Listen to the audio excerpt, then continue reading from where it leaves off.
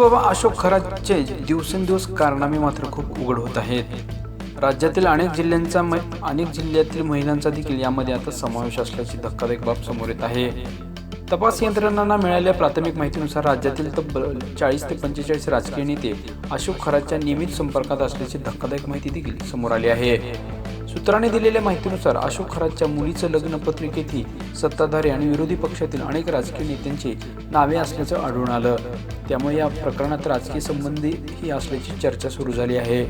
तपासादरम्यान आणखी एक धक्कादायक बाब उघडकीस आली असून अशोक खरातने अनेक राजकीय नेत्यांचे मोबाईल क्रमांक कोडवर्डसह सेव्ह करून ठेवले होते अशी माहिती समोर येत आहे। त्यामुळे संबंधित व्यक्तीची ओळख पटवण्याचं काम तपास यंत्रणा देखील आता करत आहे। सूत्रांच्या माहितीनुसार राजकीय नेते महत्त्वाचे राजकीय निर्णय घेण्यापूर्वी अशोक खरातचा सल्ला घेत असल्याचंही माहिती समोर येत आहे। इतकंच नव्हे तर निवडणुकीत उमेदवारी अर्ज भरण्यापूर्वीही काही नेते शुभ वेळ आणि तारीख विचारण्यासाठी त्यांच्याशी संपर्क साधत असल्याची धक्कादायक माहिती देखील समोर येत आहे।